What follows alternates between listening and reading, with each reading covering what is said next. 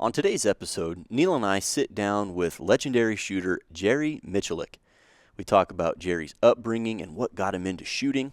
We talk about the evolution of shooting sports and the action pistol specifically. We talk multi-gun. We also talk about the upcoming zombie match here in Nebraska, which he'll be attending. We really learned a lot from Jerry, and it was a privilege to sit down and talk to him. Hope you enjoy it. I'm Joyce Hornady. You might say accuracy is my business. I make bullets. You are listening to the Hornady Podcast. Thanks for joining us and enjoy the show. Hello, everyone. Welcome to the Hornady Podcast. I'm your host, Seth Swerzik. I'm pretty excited today, back in the saddle, and we're talking shooting today. Across the table, joined by Marketing Director Neil Davies. Neil, thanks for coming on. Yeah, buddy. Thanks. Yeah, so I'm pretty excited about today's guest. We've got a gentleman who's just been absolutely dominant in the shooting industry. And when you say a gentleman who's been dominant, those are separate things, because this guy, every time I've talked to him, is just a gentleman. He's always polite. He's always humble, but he is an absolute champion when it comes to pulling a trigger. Yeah, he's a legend and an amazingly nice guy. Amazingly nice guy. And we've been lucky enough to have him shoot for Team Hornady, so please join me in welcoming Jerry Miculek. Jerry, thanks for coming on with us today. Oh, my pleasure. I think it's going to be a lot of fun. So I think it will be as well. And as we've done on this podcast, I like to get a peek into your past before you were a champion competitive shooter. Where were you born, and what did you grow up doing that led you into shooting? Well, I was actually born in Texas, and I stayed there for every bit of a week. And then my folks moved into Louisiana, so I was raised in South Louisiana. And one thing about Louisiana, especially in the South, hunting is a heritage. Everybody hunts and fishes. So when I got old enough to get a BB gun, I had to get out there and go after it. So shooting is just a lot of fun. Once you shoot just a little bit of any kind of a firearm, you're just ready to go. I mean, BB gun, slingshot, bow and arrow, whatever. It's all about getting that projectile to a target. Were your parents shooters? Did they shoot much themselves? My dad was raised on a farm, same as my mom. So to them, a firearm was just another tool they had to do their daily chores, and that was just about it for them. My dad was a war veteran, and so he appreciated firearms and what they could be used for, and just kind of handed it down to me in that kind of a format as a tool. So it was, just kind of a cultural thing. In high school, doing any sports or just, working and shooting?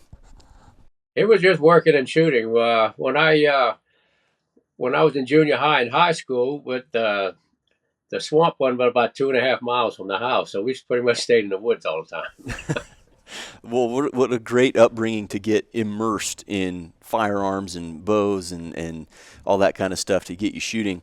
So you get out of high school. When did you take a special interest in competitive shooting? How long did that take? Well, 1976, my little brother and I always hunted, and shot whatever we could. And then we met a gentleman in a local dump. And that's one thing about kind of a generational thing. When I was a young guy, the local dump was the shooting gallery, and there was open dumps just in every city. It sounds kind of trashy, but that's just the way people did it. Mm-hmm. But we met a gentleman there by the name of Ben Ashmore, and he was actually drawing a customized Swenson 45 out of a holster and shooting these steel targets on a stick. And I thought that was the neatest thing, to see somebody actually competing. And then he introduced me into practical shooting, and since that moment, we built guns and we started racing. We shot revolvers and just took it from there. So were you married then? Did that become part of your business at that point in time? No, I was just working and shooting. So fortunate enough to do both as much as I possibly could, and kind of took it from there. So what paid the bills back in those days?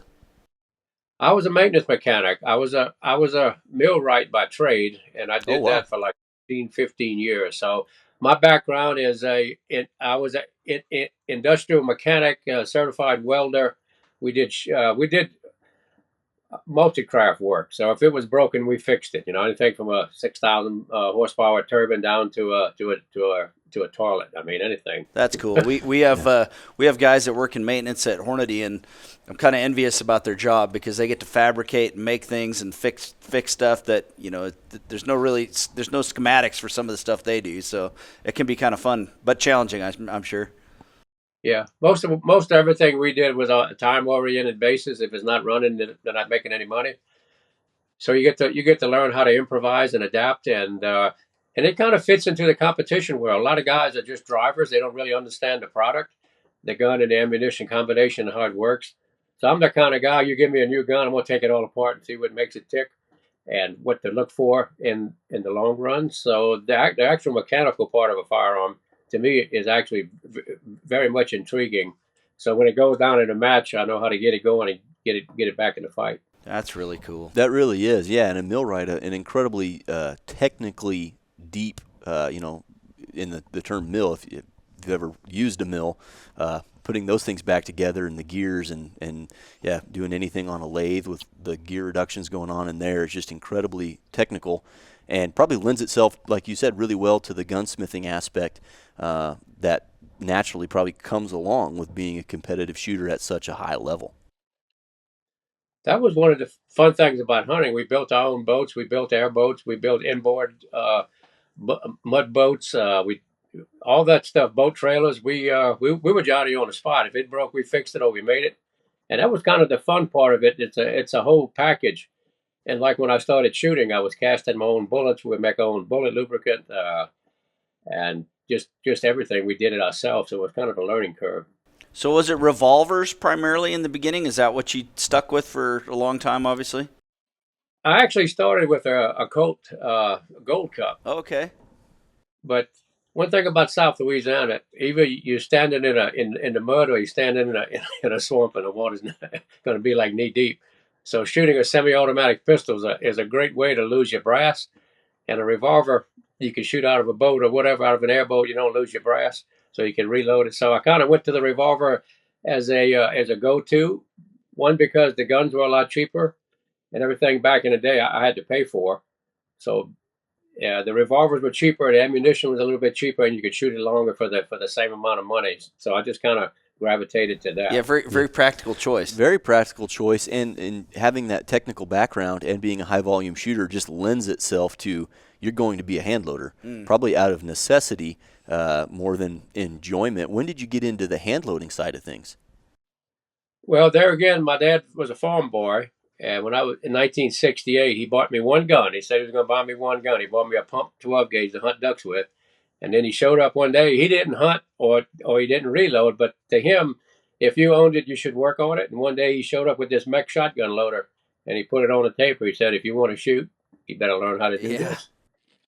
So I started off with a single stage mech, and then when we got into handguns, single stage press, and just started bullet holes and all that kind of stuff. So we even made our own shot back in the day. And we did everything. I've seen some of your reloading videos and lifestyle stuff where you're using cement mixers to clean brass. I mean, there's high volume stuff that he's working on. Well, and talk about being completely immersed in what it is to be a shooter and a marksman and a rifleman and a pistol shooter. You're just, from start to finish, you're doing everything, and you're deeply involved with the mechanics that actually make a firearm work. And like you'd mentioned, Jerry, having that background, you're not just a driver. You can build the race car as well, and I think those two things lend to a much deeper appreciation of actually what you're doing. It is. I enjoy the whole cycle of it. And if I was just a shooter, I don't know if I could enjoy it as deeply as I do. And that's one of the fun things about it. If it's not working, I want to find out why. So I'll come in the shop, and I've got a lathe and a milling machine in the garage and a welder, so I can pretty much add some baling wire. Yeah, do you have some JB weld too? Dremel tool. And I got duct tape, so we can make it happen. That's fantastic. So that was early on, in the mid-'70s, you're starting to get into the competitive world. When did it really turn serious for you, where you thought, not only is this something I enjoy, but maybe I could make a career at this kind of thing? Well, I never really thought of it as a career. the hunting was really fun, but when hunting season was over, the guns went quiet, and that's not good.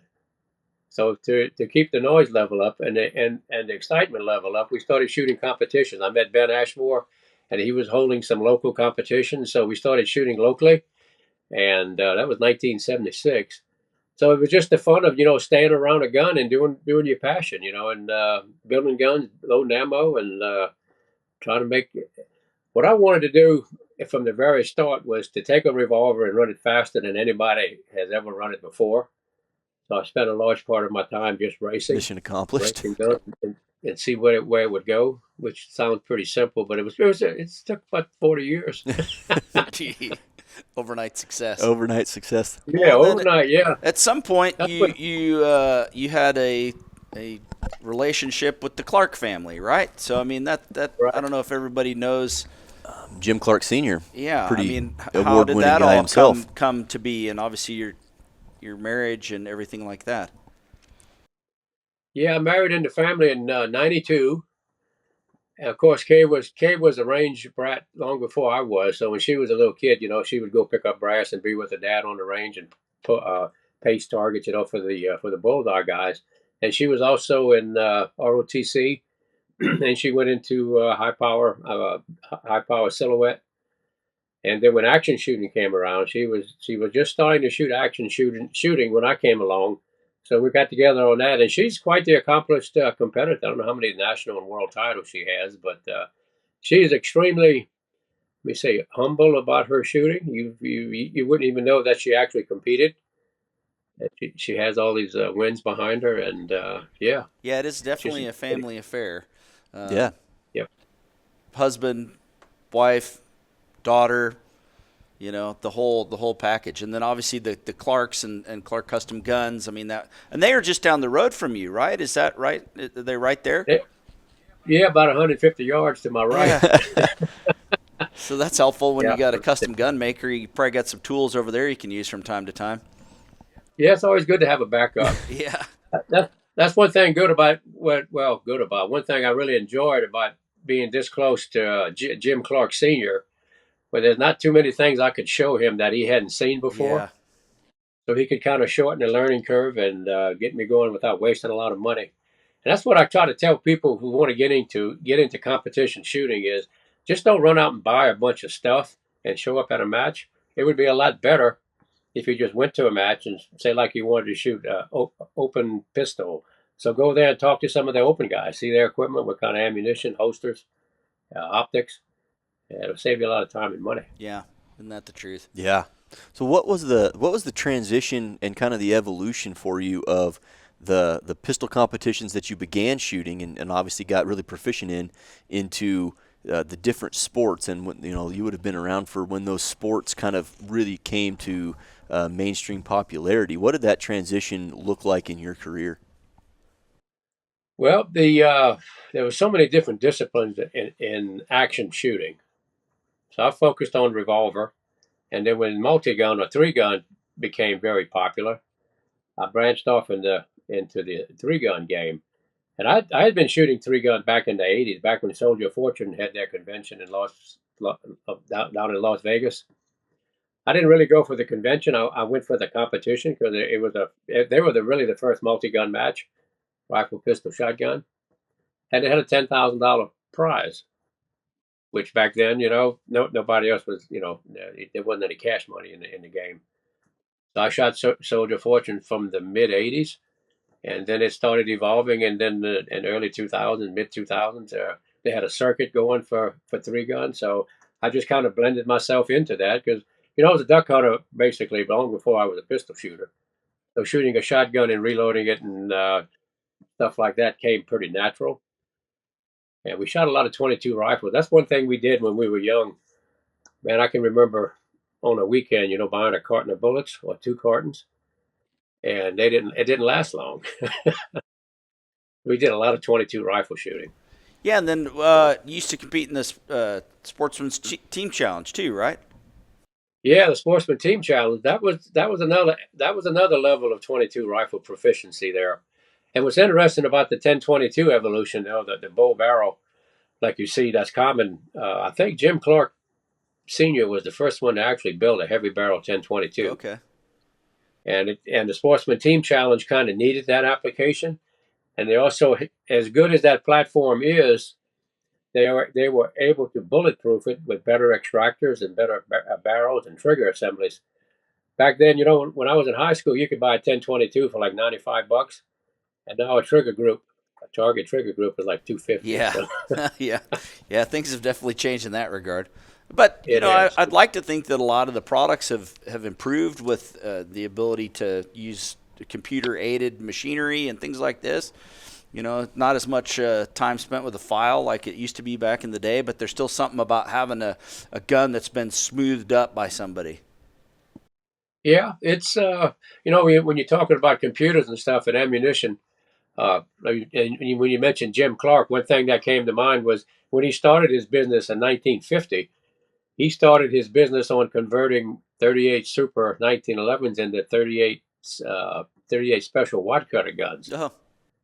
And the whole reason behind that was I had asked him that when I first met him, and what he told me was back in those days, in the 50s, there wasn't a target grade bullet available in 9mm or 38 Super. So they converted them to a known standard, which was the 38 wad cutter. And the ammunition was readily available, and it was super accurate. You could buy it. The hard part was trying to get that pistol to shoot a blunt nose cartridge. Yeah. 38 special, overall cartridge dimensions. It's hard to get them to feed correctly, but when you got it all working, you had a super accurate 1911 to shoot bullseye with. That's cool. Yeah, necessity's the mother of invention. Yeah. It is. Yep. 100%. So when 3-gun really came along, what era are we looking at? Is that early 90s where the multi-gun stuff really started to take off? 2000s is when it really kicked off, I would say. Yeah, it was a lot of fun. I was hoping it was going to continue, and there's still a lot of diehard three-gunners out there. Their equipment is still evolving. The shotguns, the pistols and ARs, the optics and the ammunition. It just what would have won 10 years ago now is not going to be a winning combination. So that's the fun of the sport. And that's one thing I'll have to try to do as a competitor is to not fossilize. Yeah. I've been doing this since 1976. So I go out to the range with my equipment and technique, and I want to believe everything I'm doing is wrong, and there's always something better. Because once you fossilize, whether they're going to pass you up, and you're not going to be relevant anymore. That's a gem right there. Wow. Yeah. That's a good piece of advice. You can't fossilize. I had a chance to meet a gentleman who's a patent holder. I think he got like 1,400 patents. And one thing he told me was never fall in love with your own invention. Once you perceive something to be correct, your mind quits thinking. Wow. And you're going to fossilize. So what his thought was, once he filed for a patent, he knew in his heart there was something better, and he's going to work on it. So as a competitor, I have to do that too. I'll go out and shoot a certain technique or a stance or ammunition, and I'll shoot it. Then I'll try exactly the other way and see what happens. And somewhere in the middle is going to be real. And you have to be able to do that and not go out and think that you have a perception of knowledge. It's all application when you're shooting competition. So if I can apply myself in a winning fashion, I can have all the perception of application, but it has to be me on the line applying ability to the stage. Yeah. That's true in so many sports, and in the sport that I compete in the most, and I know Neil does as well, in the precision long rifle game. I always say the best shooter wins the match. You're never going to cartridge yourself, reload yourself. You're never going to optic yourself into really performing better. Those that perform the best, doesn't matter what equipment they use, they'll probably beat you with just about anything because they are simply the best. They practice the most. They, like you said, they apply themselves more and better than the people that they're beating. And, it doesn't matter their equipment. I mean, equipment comes into play at that tiny last little bit of threshold, but for the large separation between mid-pack shooters and the elite, those elite level shooters will kick your butt with a factory Remington 700 and 308. I still contend there's some genetic ability that's like, one of the things that stands out in competition when you mentioned the Sportsman Team Challenge, when it was held down in Florida there, one of the first competitions I went to, we had our 1022, so I went on a practice range to sight it in and just do a little rattle battle, check my magazines. And I came up to the practice range, and there's this gentleman over there, he's older than I was, and he was shooting this very classic rifle stance. He was shooting a heavy barrel 1022. And I started shooting. He looked over me and kind of smiled, and I looked at him, and he was, shooting his very precision style shooting. So I stayed there quite a while, and when I left, he was still there. Come to find out, that was Lone Wigger. Oh, really? Yeah. Yeah, I mean, Lone Wigger, if you find out who Lone Wigger is, he was just like the dominant 22 rifle, 3-position shooter that ever lived. And you know the old saying, first to the range and last to leave? Lone Wigger. That was him. He's a legend. Yeah. That's what made him who he was. Super nice guy, by the way. I probably knew him for 20-something years because of the Sportsman Team Challenge. And that's, when it's really sad, you got people as talented as Lone Wigger, and the average shooter does not know him. Yeah. Which I find to be kind of devastating in my heart, because he was such a good, dedicated shooter and won so many medals. It's just like Walter Walsh. I had asked Jim Sr. one time, what's the best shooter in the world? This wasn't long after I had met him, and he said without hesitation, Walter Walsh. So when I researched him, he was the real thing. Yeah, these are some pioneers that created the foundation for what would come after. Yep. I want to grab on something real quick. Jerry, you mentioned your equipment has changed so much, over the years, and equipment that you were winning with 5-10 years ago, now doesn't look quite the same. If you would, when you first started in the let's say multi-gun sport, what did your equipment look like from a firearm, ammunition, maybe bullet, holster kind of setup, and then how has that changed into what you're running today? I would say on the AR part, the centerfire rifle part, the big thing was the advancements of optics, like the 1x6 Razor Vortex scope that I use now. You have a power selecting knob on it, or a lever, and on one power it has a reticle that's lit in the middle, so you can light it up, the actual intensity of the red dot in the middle. And on one power, this scope has like 114-foot field of view. And when I first got into 3-gun, there was no optic that had that, so it was like looking through a straw when you're trying to shoot a target. Oh.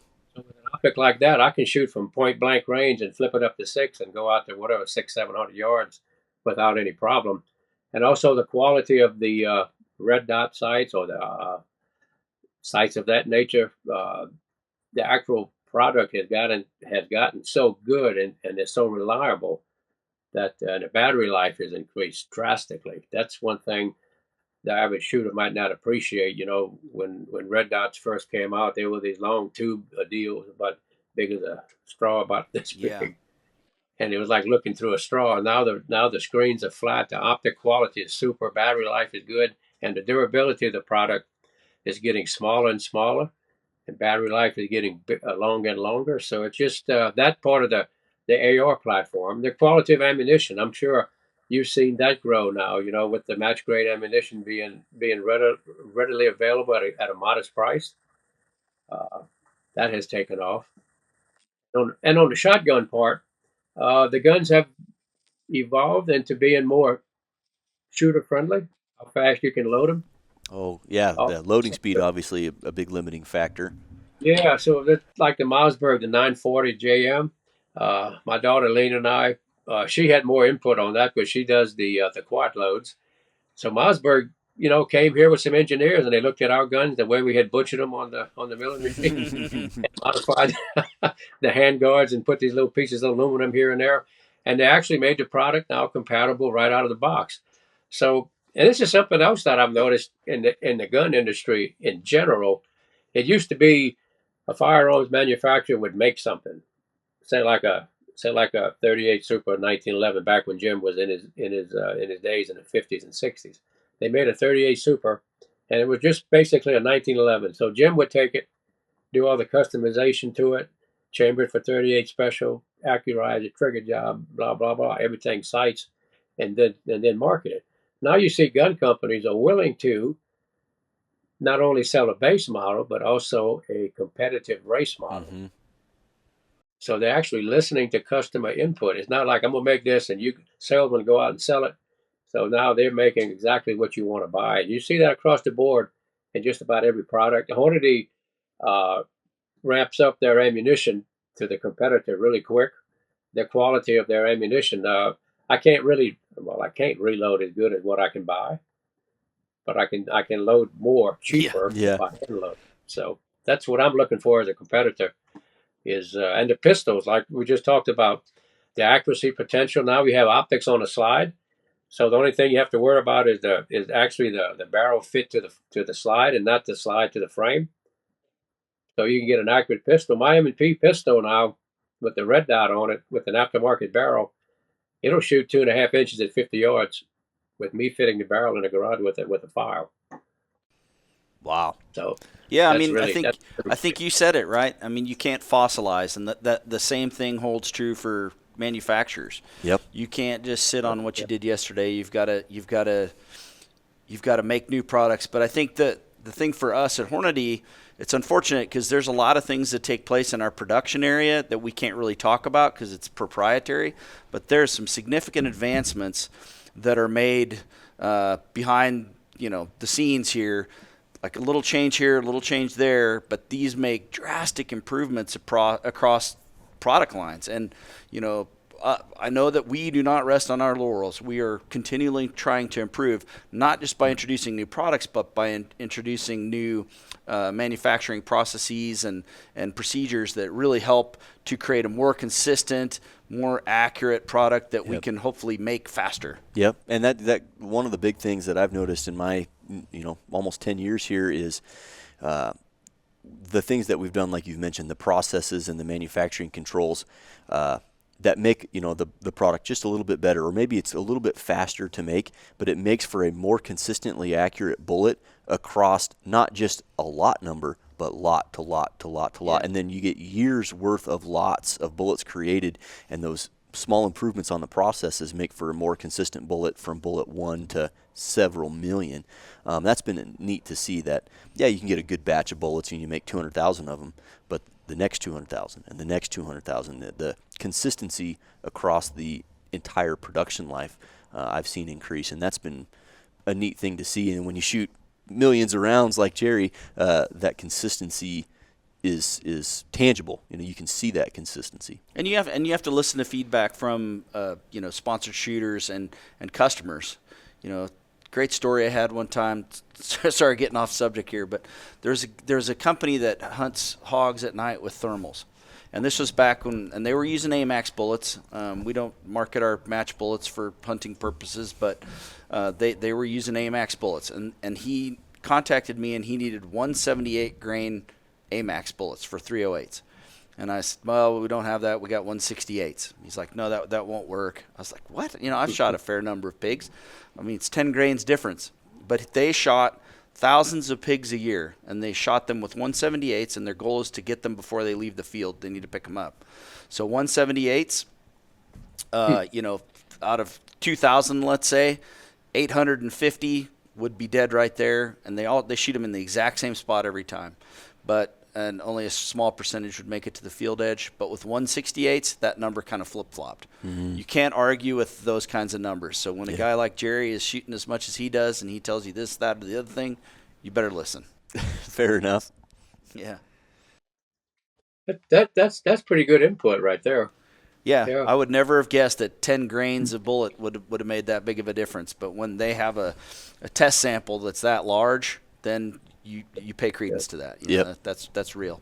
Yep, 100%. And one other thing that I think is important to note, at least on how Hornady's product relates to the sports like Jerry shoots, on the pistol bullet scene, we make cup and core bullets. Then that's where you take copper jacket, lead core, and you swedge it up and you make a bullet.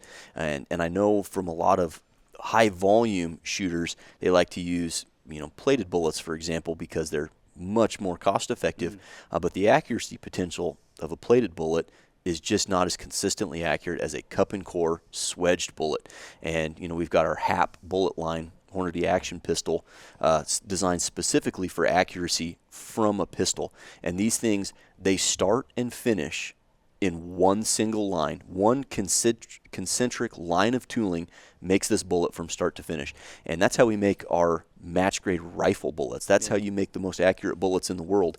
And we do that for our competitive pistol bullets. And so you get levels of accuracy from a short, fat chunk of bullet material, for lack of a better term, that, with other technology just isn't possible. Yeah. And we can do that now in incredibly high volumes, incredibly fast rates of speed, and the accuracy is just it's next level. If you were shooting cast or plated bullets, which you can make accurate, you'll see across the course of a big average that a cup and core bullet made from start to finish on one concentric line of track, that you'll never get accuracy like that from anything super else. Consistent. Yep, and that's something I think you've probably witnessed as well, Jerry. That's one thing I found back even before the Hornady sponsorship was if we were building a gun and if it didn't shoot an XTP bullet well, there was something wrong with where you fitted the barrel or the gun itself. And then the HAP is basically the XTP without the flukes in it. Yep. Exactly. Right. It has that same accuracy potential. And that's what I shoot most in competition is the 115 HAP. It's just a go-to. It shoots flat. It's accurate. It's pretty economical. Mm-hmm. I've shot plated bullets, and one bad thing about a plated bullet is sometimes the plating will come off into comp. So you have to be a little cautious. I've had good luck with plated and some questionable luck, but the cup and core always is a standard. And another thing I found was interesting was that 147 9mm bullet you make, the full metal jacket. Yep. That thing is a super accurate bullet also, even though it has an exposed base with lead on it. Being a jacket is drawn to the rear usually means it's not as accurate, but that bullet has proven to be really good in every platform that I've shot it in. So. Yep. Well, and that 147 compared to any other bullet in 9mm has a much longer bearing surface, and when you extend that wheelbase out, that generally gives you a more forgivingly accurate bullet when you have a longer bearing surface, and that stands to reason. And it's probably nice to shoot. You can run that thing, at a moderate velocity, kind of break that recoil and find a nice sweet spot where your gun, your return to battery is good, and you have great accuracy. You can run them below the speed of sound too if you're into shooting suppressed. Yeah, I'm impressed with that bullet. It shoots as accurate as a 147 XTP. Oh, good. And usually a hollow point will outshoot an open base, full metal jacket. Right. Just because of the quality of the manufacture on a hollow point, the flat base of a jacket versus the lead in the rear. So I was pretty impressed with the overall. That's one thing with your 55 grains. I want to bring that up. A lot of 55 grain 223 rounds are marginally accurate. And having shot 223, in competition since the 80s, a lot of the FMJs you come across are not that stellar in accuracy, but the one you make. And I don't know what kind of standards you keep them to, but apparently, a minute of angle or better just about any gun is pretty much expected out of it. That's good to hear. What I've found. Yeah, I mean, all of our 223 stuff is, has improved over the years. Again, with those processes that just continually improve. So when those things happen, they happen across all of our presses, and ultimately you just keep making better and better products. Yep. Yeah, right on. And we're in the business of making accurate bullets and accurate ammunition. You wouldn't be in business for nearly 75 years if you were okay with making inaccurate stuff, for sure. Yeah, we want to keep making, if we can make it just a little bit better, a little tighter group, a little more consistent, we try to do that. We don't just have a press and it's set up, and it's been set up since we started in 1949 and makes it exactly the same way, and we're happy that we sell it. No, we will continually try to improve those products. Yep. Jerry, I wanted to ask you, because you've been a part of the Hornady family, I think, since before I started with the company. When did you and Hornady start supporting each other in the shooting sports? Back in the late 90s, I had a sponsorship, and then it kind of fluctuated, and I want to say it's been the last 10 years or more. Yep. Yeah, at least. Maybe 12. Yeah. And I have to say, I have to give Jerry a plug. So anytime he's at any one of our trade shows that we go to and he does a guest appearance, the line to get to see Jerry is longer than anybody else that we have there. So everybody knows Jerry. I mean, I grew up watching you on shooting USA. You know, I mean, I watched you when I was in the Marine Corps and the AFN network when I was stationed in Okinawa and stuff, and that was always a pleasure to watch you doing your speed shooting. You know, and you've been doing that for years. Yeah, I think it really represents well, like I said at the beginning of the podcast, that he is such a gentleman and such a good steward of the sports in general. Yeah. You represent them really well, and you represent our company well, and we're very lucky to have you. Most definitely. And you're coming here for you're coming for the zombie match next week, is that right? Oh yeah, yeah. That's good. And this is what zombie shoot is this? I don't know. I lose track of it now, but 12, 13, something like that. I don't know. We've had a couple of them. Yeah, we've had a few of them. Have you been here since the beginning, or picked it up in the middle? I think I've made some of the very first ones. Yeah, he's been to a lot of them. I don't think I might have missed but a few of them. Is this one of your preferred matches because it's a little more relaxed? And the engineers that set this zombie shoot up, they really try to make it kind of a circus, and it's kind of a spectacle to watch. Yeah. Well, they kind of make it a circus, but you can take that to any level you want. Sure. I don't want to say circus because that some of the stages are very unique in the way that they set them up and run them. I saw some props there that I've never seen before. And if you want to race against the top guys, you can, or you can just shoot and have a good time. Just come out and shoot. They have a good prize table. It's kind of relaxed, but you can take it to any level you want. And the people in that part of the country I find very nice to be around. So it's just, to me, it's just a time to go out and shoot. And I visit with friends, and I still want to win. Yeah.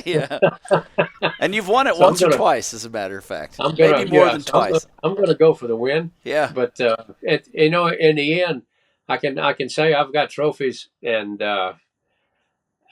I don't really ever look at them. I don't know. To me, it's almost like the gentleman with the patents. Yeah. Once you win something, you really don't want to look at it because it puts an expectation on a performance, and it makes you look at the end of it instead of actually doing it. Mm-hmm. I'm gonna go to the zombie. Say I won it 10 times in a row. I'm going number 11th, and all I'm thinking about is I won it 10 times. So now I got to really do this, and I got to do this. It just takes the fun out of it. I don't want to know that. I just want to go there and say, I'm going to shoot the match, have a good time. All my guns are going to run. It's going to be a good experience. Yeah. And that really, I heard a saying here a while ago that fits this really well. It was, the man who likes to walk will go further than the man who likes the destination. That's pretty true. Yeah, and it's similar to that. If you enjoy the whole process, the mechanical side of it, the reloading, and then obviously the competitive nature, you'll go far. And so for everybody listening that's not familiar with the zombie shoot is a 3-gun match that Hornady puts on for over a decade now. It happens right here in Grand Island, Nebraska at the Heartland Public Shooting Park, and the theme is zombies. Fun. The theme is fun. The theme is fun. And it obviously it is zombie themed, but we wanted to make sure that it was kind of a carnival, fun shooting atmosphere. And if you're a new shooter, you can come and shoot this match and have yourself a great time. Run what you brung. So it can be a 3-gun match. It can also be a PCC match if you wanted it to be. But so for a new shooter, it's something you could come and do and have a good time and not feel overwhelmed. But if you're an accomplished, amazing shooter, you can still go there and shoot fast. And be challenged. Yeah, exactly. But the goal was to get as many people out to just come shoot, not be intimidated, see shooting in this carnival atmosphere, because shooting is fun. We want it to be fun, and that's what it is. So with the zombie theme, it makes it more of a carnival experience. Yeah, and you see a lot of folks out there bringing their family. Their kids are coming along, and it's great to see that kind of stuff. And we'll normally have people in some kind of zombie costumes and fun things like this. So, it's an adventure. Yeah, that's one thing about the zombies match. I think it's mostly associated with action shooting. I find anyway. If someone is new to the sport, they just want to come out and look, and talk, see what it's all about. I haven't seen a shooter yet that would shun someone that's interested in getting into the sport. No, that's the truth. I mean, 3-gun, every time you shoot 3-gun type matches or any of that, I mean, and PRS too, people always welcome you into those sports. And I think for a lot of folks, Jerry, you could probably echo this, but a lot of people get intimidated about all the gear you should have, but if you've got 1 gun, 2 guns, somebody's going to loan you something, help you with equipment, help you through the process. Go have a good time. And you're not going to win your first match, so you're going to go there and have an experience and learn. Maybe there is some gear that could help, but ultimately just get your stuff out of the closet, get it out of your gun safe. Go use it. Yeah, go shoot. Don't leave that thing sitting there dormant. Go use it. That's what we want you to do. That's a good point that you brought up, Jerry. That if you're in the area, come and watch the match. It's a hoot. It's fun. It is a blast just to watch. And if you're thinking about competing in any shooting sport, the shooting community, the competitive shooting community, is really open arms to a lot. They want to help you with gear selection. You want to try this, try that. You want to use my piece of whatever, go ahead. And that's something that I've really enjoyed when I got into the competitive shooting world in 2013 timeframe, was that the people that aren't that way quickly get weeded out. They don't hang around very long, and the ones that do, that are super encouraging and really helpful, they stick around. And I've been seeing the same people at PRS matches since my first PRS match, nearly a decade ago. I'm still seeing them, and it's because that it's social, Exactly. I mean, you probably see some of your pals there, and you look forward to seeing them. You see their family, you see their children grow, which, Jerry, I think the world has gotten to see your children grow, which is fascinating. Yeah. Jerry, I wanted to ask, so the zombie match is a good example. You've got a match coming up, and that's in 2 weeks now. Yeah. So you're 2 weeks out from a match, and you're a competitive guy and a high-level competitor. What do you do to prepare for a match? Do you have a standard procedure, or you're accomplished enough that you know what you need to work on and you hone that? I'm going to do a little host of work, shoot some plate racks, go out on the rifle range, make sure my zeros are exactly what I want them to be. Make sure I got all my equipment. I have a pre-flight list. Pre-flight checklist, okay. And I have to put my hand on every one of these items before it goes in the bag. Not assuming it's going to be in the bag. Yeah. But I got to touch it, because last thing you want to do is come up to it, go to a match and not have all your pieces and parts. And I've done that. I went to a match one time, a 3-gun match, and didn't have any ammunition. Oy. Yeah, that was kind of an eye-opener. Yeah. Luckily, a friend of mine, I would leave some ammunition in his trailer, so I was able to scrounge up enough to shoot the match. But that's when I was shooting like 20, 24 promotions a year that kind of blend into one another. Yeah. Mm-hmm. But you have to have a pre-flight checklist. The same thing with my equipment. I'm going to go through it. I'm going to look at all the springs in my shotgun magazine, how that feels. All my scope mounts have a witness mark on them, so I know if something comes loose. It's just from having done it so long, and also being the mechanic of me. When I pick it up, it has to prove to me that it's ready to go. Yeah. Proper prior planning. That's a big one. I want it to be good. I don't. I have to physically justify it being good. Not just throw it in the bag. It's good to go. I'm gonna clean it, and what's good for me here on the property, I can go out and do all these things and sight in and check. I can step out my door right here. I got a bullet trap where I can chrono and test ammunition, and I have a 400-yard range just a couple hundred yards from here, so I can go do all this, clean my guns, and then step outside and then test fire them after I clean them. Okay. That saved a lot of grief. Yeah, no kidding. And like Neil said, proper prior planning. Do you shoot a bunch of rounds leading up to a match, or are you dry firing a bunch, or kind of a combination of both?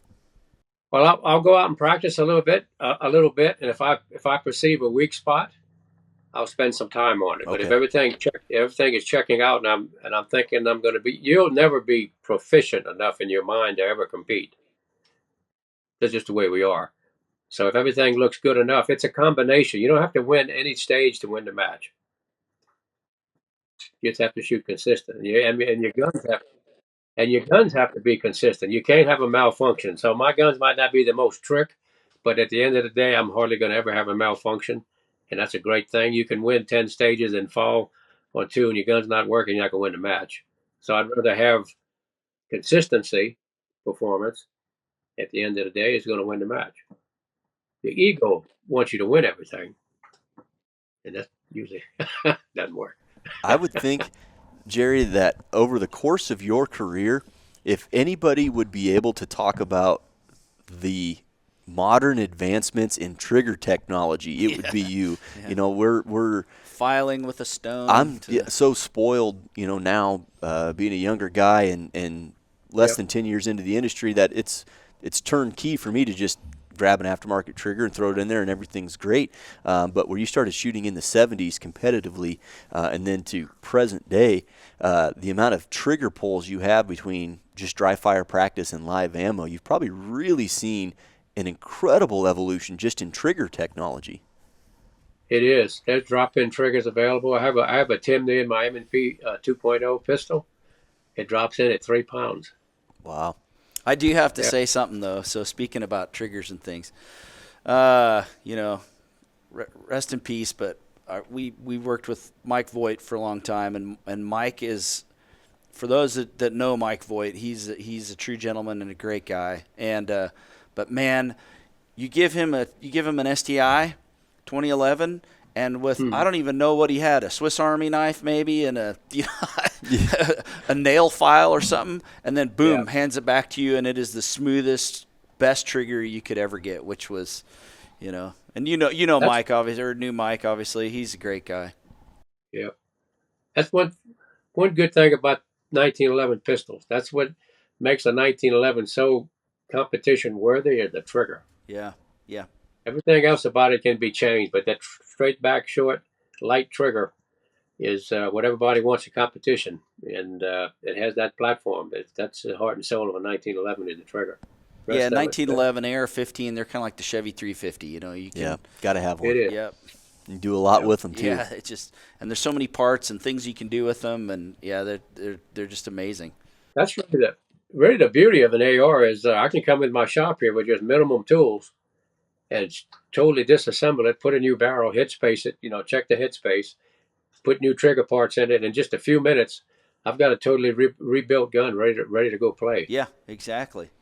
It's it's pretty fantastic that you can do that, but you can also make it so fantastic that it won't run. Yeah. Kind of like it's like a race car. You know, if you get everything tuned just perfectly, it's amazing. But you know, maybe the timing's off just a little bit. Boy, it doesn't want to run well.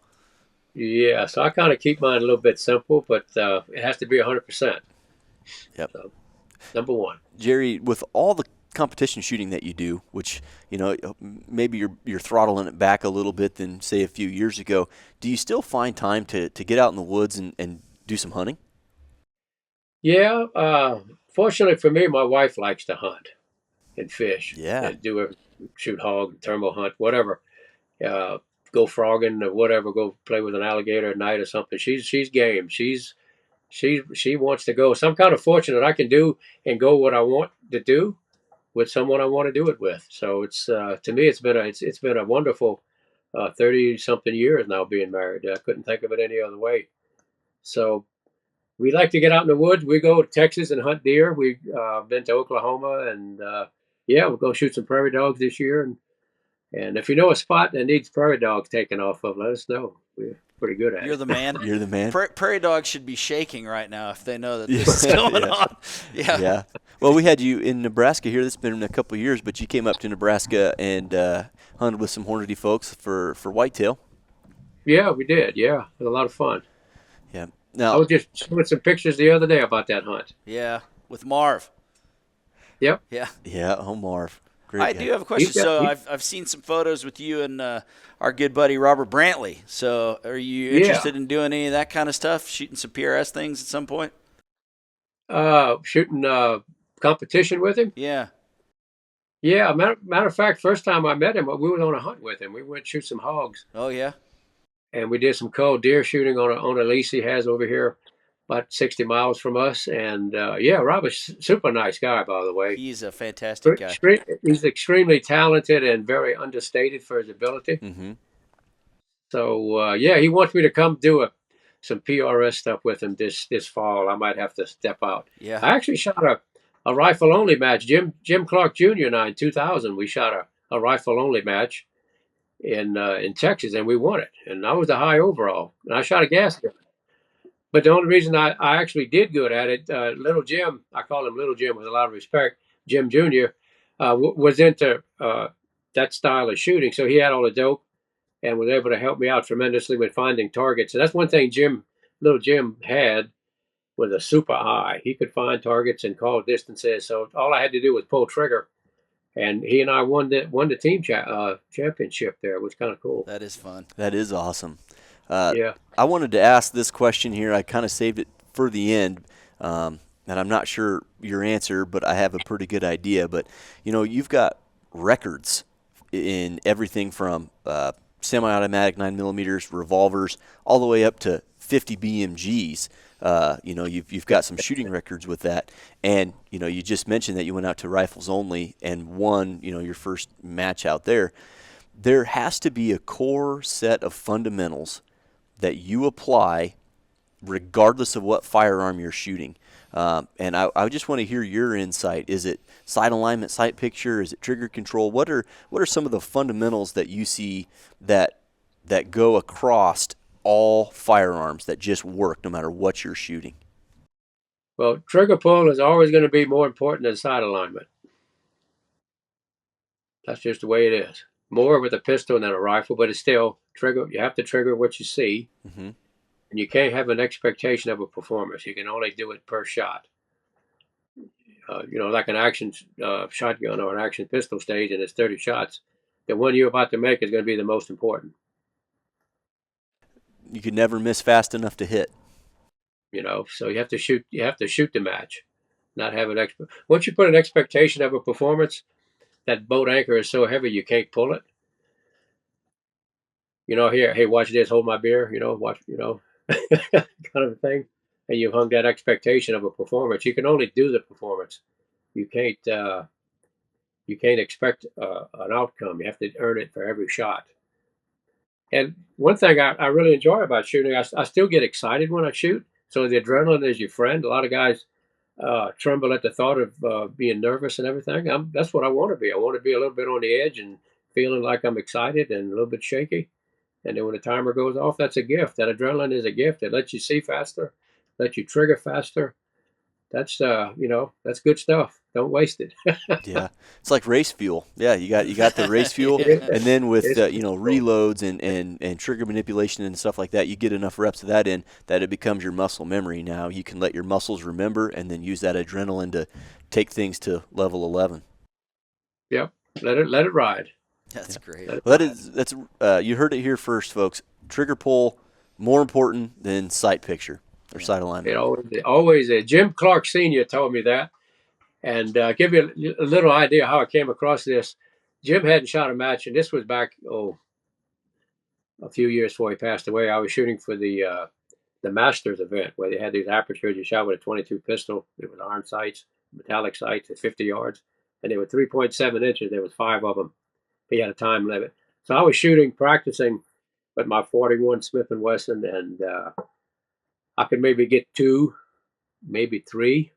And I'd been shooting for about an hour and about ready to give it up. And Jim Sr. passed. He was running his bird dog. He was on his 4-wheeler. And he came by and he said, "Hey, what you doing?" I said, "Well, I'm shooting these targets here." He said, "Oh, yeah." He said, "Load it up for me." He said, "What do you do here?" I said, "Just shoot these 5 targets." So he stepped up, and Jim hadn't shot competition in, I guess, 20-something years at that time. And he picked up that 41 Smith, and I could see the end of that barrel shaking. And I know the wobble zone was bigger than the target, probably 50% bigger than the target. He shot 5 and he hit 4.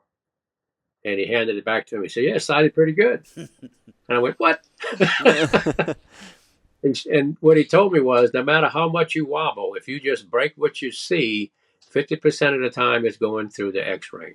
Mm. If you try to make it perfect and you run at the trigger, no. That's what I was trying to do. I could hold in the target zone, but I couldn't trigger. Yeah. Always take your wobble, press it to the rear. Good things will happen. Some sage advice right there. Yeah, it really is. That's some sage Jim Sr.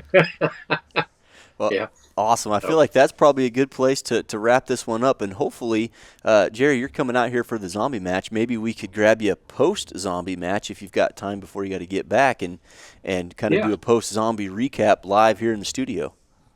Yeah, I might be able to do that. Yeah. Okay. Awesome. Well, this has been a pleasure, All right. Jerry. Thanks for your time today because, Jerry is one of the legends within our industry and done so many things. It's just fantastic to be able to spend a little time with you. It's all fun. Yeah. Hadn't worked in 32 years now, so. It's all been fun. That's so amazing. That is fantastic. Well, yeah, Jerry, great steward of the sport, of our brand, of the industry as a whole. Can't thank you enough. Ladies and gentlemen out there in podcast land, thanks for listening in on this one, and we will catch you on the next one. Thank you.